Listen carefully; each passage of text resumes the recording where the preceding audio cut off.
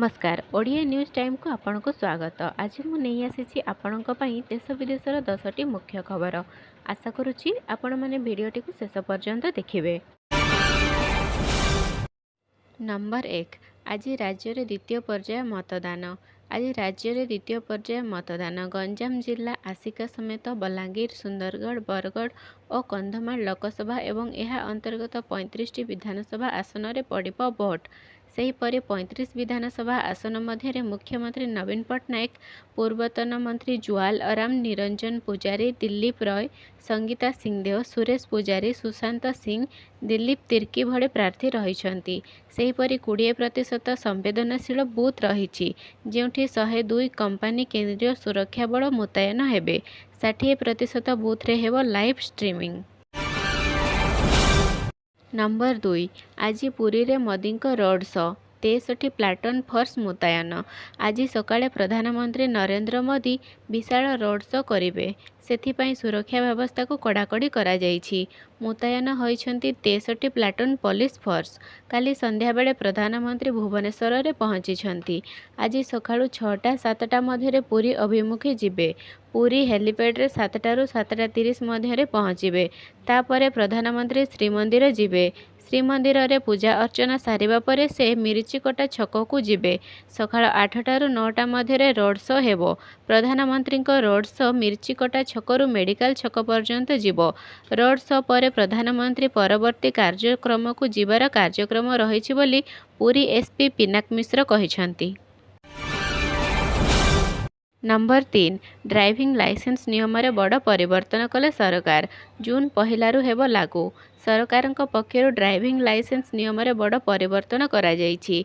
एबे आवेदनकारी को आरटीओ जाई ड्राइविंग टेस्ट देबार आवश्यकता नहीं।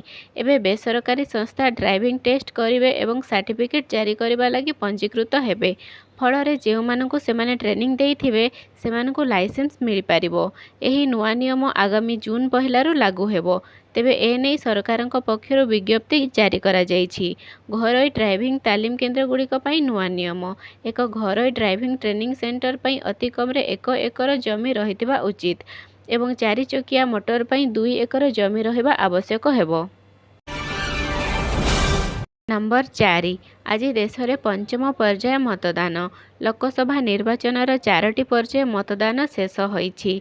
राति पाहिले देश में पंचम पर्याय निर्वाचन पर मतदान हेबो। राज्य और 2 केन्द्रशासित मोट 49टी लोकसभा आसन रे हेबो भोटिंग। बिहार रे 5टी झारखंड रे 3टी महाराष्ट्र रे 13टी ओडिशा रे 5टी उत्तर प्रदेश रे 14टी पश्चिम बंग रे 7टी आसन रे मतदान अनुष्ठित हेबो।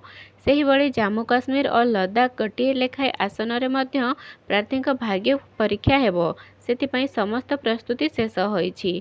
पंचम पर्याय रे भोट देबे 8.95 भोटर। नंबर 5 आज भुवनेश्वर रे रोड शो करिवे नवीन। जारी हैला ट्रैफिक कटकणा। आज पुणी भुवनेश्वर रे रोड शो करिवे नवीन। पूर्णिमा गेट रु आरंभ हेबो रोड शो। एकाम्र छक जाए मुख्यमंत्री रोड शो करिवे। अपराह्न 4टारू रोड शो आरंभ हेबो। तेबे भुवनेश्वर पूर्णिमा गेट फ्लाई ओवर ब्रिज रु नवीन रोड शो आरंभ हेबाकु थिबा बेले एहा पलासपल्ली ठारू बीडीए कॉलोनी छक सुंदरपदा हाट पोखरीपुट छक प्रमेय छक शिशिरपुर छक गंगानगर छक होई एकाम्र छकरे शेष हेबो। सेथिपाई कटकणा जारी करिछि कमिशनरेट पुलिस। अपराह्न 4टारू रोड शो सरिबा पर्यंत जारी हेबो एही कटकणा। नंबर 6 पाणीपाग सूचना। अंडमान छुईला मौसुमी। जून 15 बेलू छुई पारे ओडिशा। जून 15 बेलू मौसुमी ओडिशा छुई पारे। एने आंचलिक पाणीपाग केन्द्र पक्षर सूचना दिया जायछि।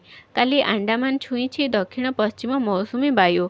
आंचलिक पाणीपाग केन्द्र निर्देशिका मनोरमा महांती कहिसंती 21 तारिख जाए स्वाभाविक टू 2-3 डिग्री अधिक रहिबो। पश्चिम और आभ्यंतरीण ओडिशा रे तापमात्रा अधिक रहिबो। उपकूल रे आर्द्रता अधिक थिबारु गुड़ुगुड़ी हेबो। दक्षिण और दक्षिण उपकूल रे किछि स्थान रे काल बैसाखी होई पारे। दक्षिण अंडमान सागर निकोबर द्वीपपुंज और दक्षिण पूर्व बंगोपसागर को मौसुमी वायु अग्रसर हेबाकू एबे पाग अनुकूल अछि बोली भारतीय पाणीपाग विभाग पक्षरु सूचना मिलिछि। नंबर 7 बात्या नहीं कौनसी आकलन कराଯାए नहीं कहले पाणीपाग केन्द्र निर्देशिका। बात्या नहीं कौनसी आकलन कराଯାई नथिबा नहीं भुवनेश्वर स्थित आंचलिक पाणीपाग केन्द्रर निर्देशिका मनोरमा महांती कहिसंती। तांको सूचना अनुଯାयी आसंता 22 तारिख बेलू दक्षिण पश्चिम बंगोपसागर अंचल एक लघुचाप क्षेत्र सृष्टि हेबार संभावना रही। यह प्राथमिक स्तर में उत्तर पूर्व दिगरे गति करिवार संभावना थिबा बेले केंद्रीय बंगोपसागर अंचल में आहुरी घनीभूत होई 24 तारिख बेलू अवपातर परिणत हेबार संभावना रही। प्राक मौसुमी ऋतु रे बात्यार संभावना रही थाए, तेबे 22 तारिख पर चित्र स्पष्ट हेबो। नंबर 8 यूक्रेनर 103 ड्रोन 12 मिसाइल को खसाइला रूसिया। रूसिया एयर डिफेन्स गत 24 घंटा मध्य यूक्रेनर 103 ड्रोन और 12 अमेरिका निर्मित मिसाइल खसाइथिबा रविवार दाबी करिछि। यूक्रेन सैन्य क्रमिक उपरकू 9टी क्षेपणास्त्र माड़ करने सह रूसीय अंचल को 60टी ड्रोन छाड़िथिला बोली मस्कोर जड़े अधिकारी पूर्वरु कहिथिले।